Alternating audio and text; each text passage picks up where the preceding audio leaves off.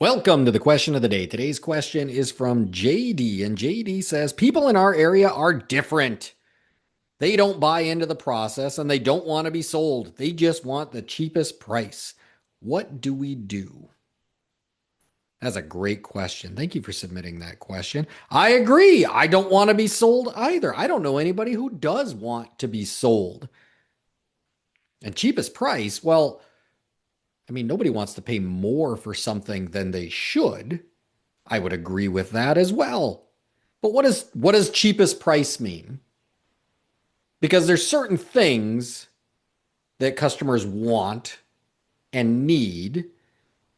And so based off that, there's a price that equals that value you're getting. But customers, yeah, they don't want to spend a dime over what that value is. So it's more the perceived value in their mind. Because if I said, here's a product, and I pointed at 10 people and I said, tell me what the cheapest price is, all 10 of those people are going to say a different price because their value for that item is different. The value that they see is different. And so if we're talking about the trades here, and we're probably talking about like big ticket items, there's a perceived value. And that's our job to go into that home and build that value because price is only an issue in the absence of value. Now, there are customers that they are going to shop around until they get the cheapest price. That is going to happen, right? And so what we want to look at is how often is that going to happen? And there's a number of studies you can look at.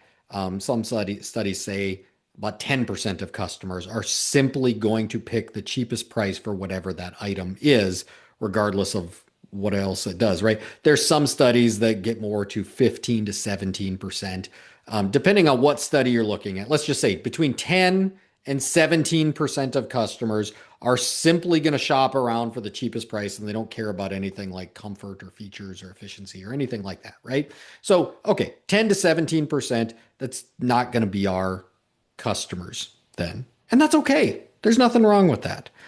Here's what I want to pick on. I guess what I want to pick on is the first thing you said is people in our area are different. I wonder what that means. And I'd love to have a conversation about that of people in our area are different because I I do a lot of coaching calls and I talk with people all over the country and I do hear that from different areas of the country. Like I hear people in New York are aggressive. Hey, I'm walking in, like the movies, right? Like people in New York are aggressive. I've heard that Midwesterners, they're too nice. They're too nice. I've also heard Midwesterners are passive aggressive, right? Like that Minnesota nice, it could be actually passive aggressive. Like they're nice to your face, but then behind your back, watch out, right? I've heard Southerners, they want to talk forever. Like a sales call there might take actually 7 hours. Chattiest customer and the chattiest salesperson, 7 hours long. This is my favorite, and I hear this everywhere. Chris, I don't know if you know this, but we're in a highly competitive market. Honestly, I don't know anyone who isn't in a highly competitive market. And so I would pose this question back, right? And I bring all these up to poke fun a little bit, but I've heard all of these, right? But I pose this question back. Are customers actually different, or are we labeling what we don't understand? And so think about it like this.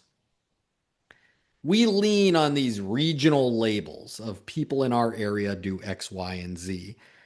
Is it easier to pass the blame in that direction, or is it because it's hard to examine skill gaps, right? To actually look at where the opportunities are at and then build upon those opportunities. Because the other question I would ask is like, are we having one or two experiences and then based out of that we make the rule, right? Like I had one aggressive customer in New York and now I think all New Yorkers are aggressive. Or I saw one movie that said they're aggressive because I've visited companies in New York. I visited in Brooklyn specifically, And honestly, they were the nicest customers I think I've ever encountered. Like they were just good people. I didn't see a single one of them that was aggressive. Like they were just amazing, kind, good people. Driving is a little different in Brooklyn. Like everybody's got scuffed up bumpers because there's nowhere to park. Double parking, that thing like that like blew my mind. But like the people, they're fantastic, right? In the Midwest, we're labeled as nice or passive aggressive. I've seen people in the Midwest that are upfront and say specifically what they want and need, right? And yes, I've been in the South and that 7 hour call, that was a real thing. I rode along on a call one time that was 7 hours. 7 hours. And it went something like this. It was the chattiest salesperson with the chattiest customer ever. And that combined equaled a 7 hour call. And and there was a husband and wife there, and the husband was there for about an hour and a half, which would have been a cue for me to wrap this up in an hour and a half, but we didn't. And then it turned into a one-legger situation where the husband wasn't there anymore.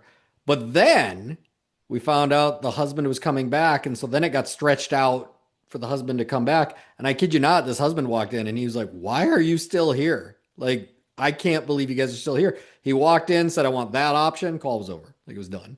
Right. Like, and, but of all the calls I've ran in the South, that's the only one that went 7 hours. And so based on that, am I turning one or two experiences into the rule? So we create this story of like, well, that's just how people are here because it's harder to dig in and find the opportunities in our own skill, in our own process. Now, here's something I would say is true for customers everywhere. I don't care where you're at. Your customers want respect. That's true of everywhere. Your customers want clarity and transparency. I would say that's true of everywhere. Your customers want confidence in their decision, confidence that they are making the right decision, whatever that decision is. Customers want that ability to make that decision, that they have a number of options, not too many options that it gets confusing, but they have options so that they're choosing rather than being sold to. That would be true of everyone, everywhere. Customers want to not feel taken advantage of, that they're getting good value. Regardless of the money they spent, they're getting good value in return. And most of all, customers just want to feel heard. They want to feel understood because they have questions and concerns. And sometimes they don't even bring those up. Sometimes we have to kind of peel back the layers and get to that. But they have questions and concerns and they want to be heard and understood. These are all things customers everywhere want. I don't care where you're located. This is what a process delivers. We should have a process that delivers on these things. And so I can't imagine a region where customers wouldn't want these things. Now, are there different communication styles? Yes, but I don't know that it's tied to a regional. There's direct and indirect people. There's people that make fast decisions and there's people that process slower. There's people that need proof before making a decision and there's people that are impulsive. These are all personality differences. Yes. But sales is executing a process, but also sales is being a bit of a psychologist. And so there's personality differences, but that doesn't mean they should get a different experience. And we definitely shouldn't change it based on our geography. And so here's what I would challenge you to do. Replace your assumptions with observations. You're observing the customer in front of you. Are they direct? Are they indirect? Do they make fast decisions? Do they make slow decisions? Do they need proof or are they just moving along in the process, right? Like, so observe these kinds of things. How fast are they talking? Match that speed. If they're talking really fast and you're talking really slow, that's going to frustrate them. Customers want to buy from somebody like them, and vice versa. If they're talking really slow and you're talking really fast, they're going to feel like it's information overload.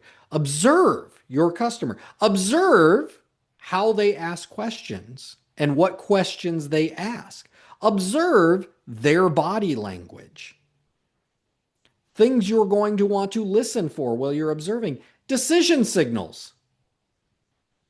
How and when do they make decisions? Listen for concerns that will manifest in those questions. What concerns do they have? What questions do they have? Objections. What problems are there going to be in moving forward?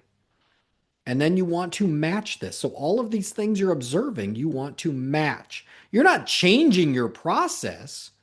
You're changing how you present this information to a customer. So you're executing a process, but you're a bit of a psychologist and just giving them information in the way that they want to receive information. So a fast customer, tighten up your presentation. An analytical customer, slow down, add detail. Relationship driven, spend time building that relationship. But you're still executing the process, the same process, every customer, every time. What changes is the delivery of that process. If I have a customer who makes decisions quickly and speaks fast, I better get to it. I better be very direct. I'm still delivering the same process, the same presentation, the same options, but I'm getting to it. If I have a customer that is relationship driven, I'm going to have to go slower and make sure that I'm fostering that relationship. I had a customer one time that she was just all about fun. She did not want to talk about her HVAC system at all. She had a cracked heat exchanger. It had been tagged, and she did not want to talk about this, even though she needed to because winter was coming up, right? And she knew she needed to, but she just did not want to focus on that right there. She was much more concerned about other things, right? She had Halloween decorations in the crawl space of her house and she couldn't get to that, right? And so we talked about that for a while. And eventually I ended up crawling into the crawl space and dragging out all the Halloween decorations. And then she's pulling out the Halloween decorations and she found this dancing skeleton and she wanted to dance to the skeleton. She was dancing in her living room. And guess what? I ended up dancing in the living room with this older lady because she'd much rather focus on that. But I had to do that in that moment because I needed to foster that relationship. I needed to make that connection with that customer. We did eventually start talking about the problem at hand, start talking about the solution, the options. We presented options. She picked an option. We moved forward. It took longer to get there, but had I been direct, we never would have got there if I wouldn't have fostered that relationship. And so you have to observe your customers. Remove all the regionalism. Customers want particular things. They want respect. They want clarity and transparency. They want to be confident in the decision they're making. They don't want to be taken advantage of, and they want to be heard. They want to be understood. And we need to deliver in that manner. Fun little anecdote to that story I just shared, the customer with the Halloween decorations. In fact, at the end of the presentation, we asked, there was a note when we ran the call that said she only had 30 minutes, and this call went way past 30 minutes. And we asked about that, and she said, "Oh, I just said that in case I didn't like you." Very relationship driven. And obviously, she loved us, but it was all because we focused on building that relationship. So move past these regionalisms. Customers want certain things. Your process has to deliver those things. The only thing that changes is the delivery based on how your customer wants to receive information. So key points. Regional stereotypes are a crutch, not a strategy. Customers are far more similar than they are different. And your adaptability to give them information how they want information is key to your success. Not changing the process, changing how you deliver that information. Same process, but delivering it in the way that the customer wants that information. So here's my challenge to you. My challenge to you. Go out, execute a sales call, and then ask yourself this question. Did I give the customer the information in the way that they wanted? And did I still execute the process? And now I would also like to add, use a scorecard. You should have a defined process. You should have a scorecard to your process. Look to that scorecard to answer that question. Did I actually deliver the process? And then informally, did I deliver it in the way that the customer wanted? That's today's question of the day. If you're enjoying question of the day, follow, share, give a rating. Question of the day is on major streaming platforms. If you have a question, reach out to me either on social media or email. Both are going to be listed below in the show description. Let's get your question answered. And if you're a Nexstar member, schedule a call with me and let's get this addressed one-on-one. Let's get very specific to your situation. I'm Coach Chris. We'll see you tomorrow.